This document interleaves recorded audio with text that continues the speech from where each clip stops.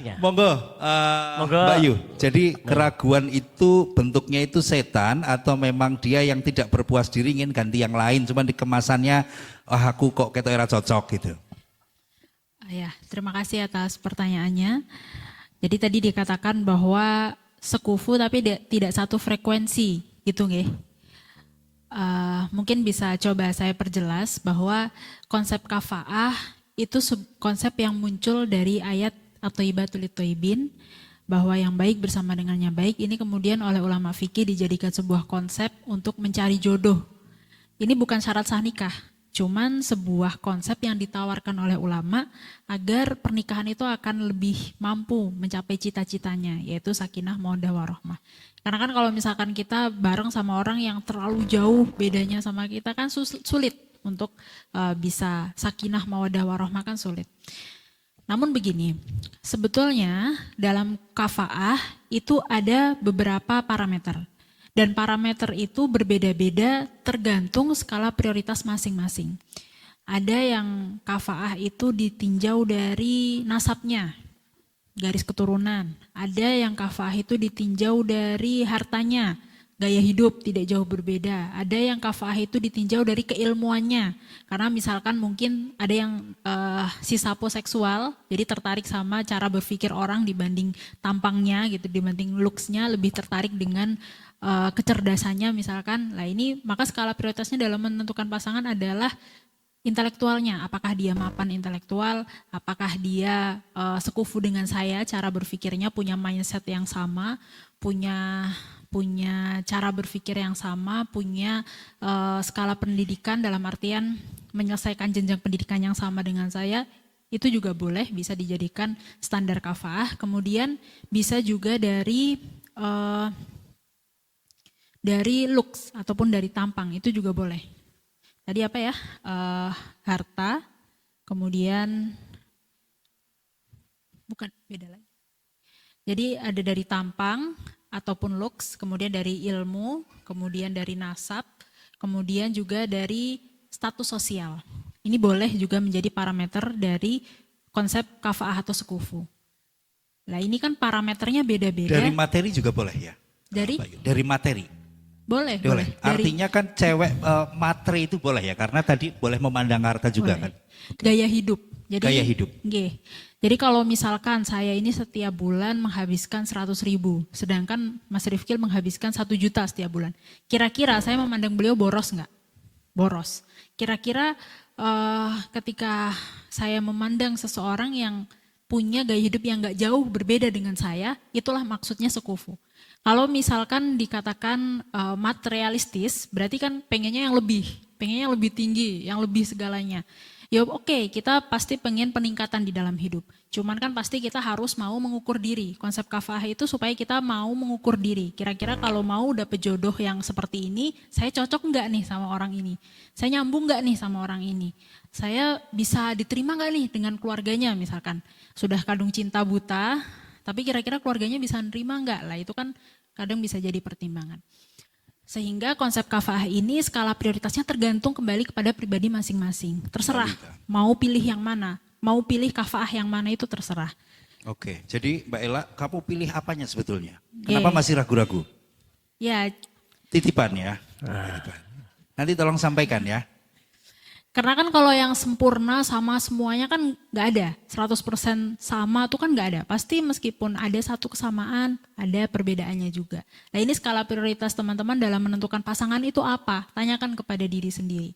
Nah ini yang bisa menjawab adalah orang-orang yang sudah selesai kebanyakan dengan dirinya sendiri. Mungkin 80% sudah melewati berbagai macam dinamika kehidupan, dinamika emosi yang akhirnya bisa punya yang namanya jati diri, faham dia itu seperti apa, dia butuhnya yang seperti apa, dia bisa menoleransi apa, kemudian menurut dia yang penting itu apa. Ini biasanya orang-orang yang memang sudah melewati quarter life crisis, biasanya ya 25 tahun atau 25 tahun ke atas. Nah kemudian masalah kalau sudah dijodohkan, awalnya cocok tapi kemudian ragu-ragu, itu apakah cobaan atau memang tidak berjodoh, ngoten nggih?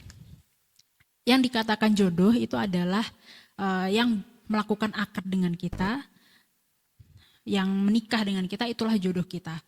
perkara nanti misalkan kan nikah bisa cerai loh. Oke, berarti takdir itu berubah tergantung bagaimana kita mampu tidak merawat pernikahan itu. Tapi yang penting kalau sudah menikah berarti itu jodohnya. Entah itu jodoh sampai ke akhirat atau enggak, belum tentu. Makanya perlu diperjuangkan. Jodoh di dunia, apakah jodoh sampai ke akhirat, sampai ke planet lain, itu perlu diperjuangkan gitu. Saya jodoh dengan beliau di dunia, tapi PR kita adalah supaya sehidup sesurga. Waduh. Nah, ada pertanyaan gini, Mbak Yu. Ini biasa juga. Pertanyaan jenengan? Belum. Ini Oh. kesimpulan tadi. Tapi belum selesai. Oh, selesaikan dulu dong. Ya, mohon maaf karena cukup panjang. Lah, jadi indikasi dari segala sesuatu itu diridhoi oleh Allah, itu jalannya mudah. Kalau jalannya mudah, itu biasanya diridhoi oleh Allah. Kita ini tidak kenal, tapi prosesnya cepat. Meskipun setelah hitbah, saya meminta waktu untuk menyelesaikan hitbah saya di pondok. Saya minta waktu 6 bulan, nunggu 6 bulan baru saya mau nikah gitu. Kalau misalkan belum selesai sampai akhir tahun di pondok, saya nggak mau pulang. Saya belum mau nikah gitu. Cuman proses untuk sampai kepada hitbah, kemudian rencana pernikahan itu sangat cepat. Dan jangan tanya, pada 6 bulan proses itu banyak juga keraguan yang saya alami. Kayak ini kok jokesnya nggak nyambung ya gitu. Terus kalau ngobrol kok ini bapak-bapak banget gitu. Gimana? Pepex ya. Tapi kemudian saya ingat ayat ini sesama juga dengan ayatnya, konteksnya itu adalah dalam pernikahan, wa asa an takrahu syai'a wa huwa khairul lakum wa asa an tuhibbu syai'a wa huwa syarrul lakum. Mungkin yang kamu anggap itu baik, yang kamu anggap itu buruk, yang kamu anggap itu buruk ternyata baik bagimu. Tapi yang kamu anggap itu baik ternyata buruk bagimu. Nah, kita kebanyakan dari Gen Z ini kan atau milenial sudah melek yang namanya mental health ya, kesehatan mental. Bisa jadi perilaku ataupun perasaan yang kita miliki sekarang seperti trust issue, susah percaya sama orang lain atau susah memiliki keterikatan yang aman, curigaan terus atau cemburuan terus. Itu bisa dijadi penyebabnya karena pola asuh. Nah ternyata saya ini ketika menikah dengan suami saya karena berbeda latar belakang, berbeda pola asuh, ternyata kekurangan yang saya miliki sebab pola asuh itu dilengkapi oleh suami saya. Sekarang saya baru paham, dulu itu saya nggak nyaman karena saya nggak percaya kok bisa ya orang itu bucin banget baru kenal. Kok bisa ya ada love at the first sight tuh nggak percaya gitu. Karena sejak kecil untuk bisa dihargai saya perlu membuktikan diri berkali-kali untuk berprestasi, tidak nakal. Nah itu baru saya dihargai. Sehingga saya pikir kok bisa ya ada orang bucin banget saya nggak ngapa-ngapain, saya bernafas doang ini bucin banget gitu. Cuman pengen denger nafasnya doang kan? Iya gitu. Saya ini ngereok semacam beliau kok tetap aja cinta gitu, bingung kan. Oh ternyata memang beliau ini adalah orang yang saya butuhkan. Meskipun pada awalnya saya merasa kurang nyaman. Karena itu asing buat saya. Pasti yang belajar psikologi paham gak? Lah itulah saya kadang memahami sebuah ayat itu luar biasa sekali hikmahnya.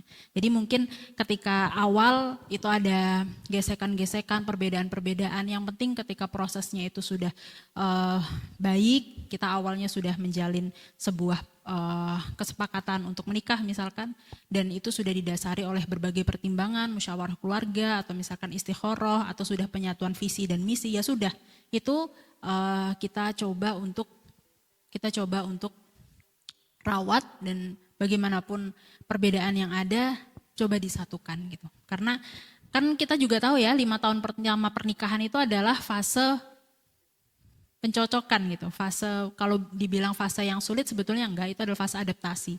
Adaptasi itu memang enggak mudah. Yang dulunya saya sangat introvert menikah dengan orang yang sangat ekstrovert. Yang dari pagi sampai pagi lagi bisa ketemu orang gitu. Sedangkan saya kalau ketemu orang sebentar harus masuk gua gitu. Nah ini ternyata bisa membuat saya menjadi cukup ambivert dan membuat beliau punya rem dan batasan dalam bersosialisasi karena sudah punya keluarga. Jadi sama-sama berubah, sama-sama beradaptasi, dan itu sama-sama gak nyaman, berusaha sama-sama.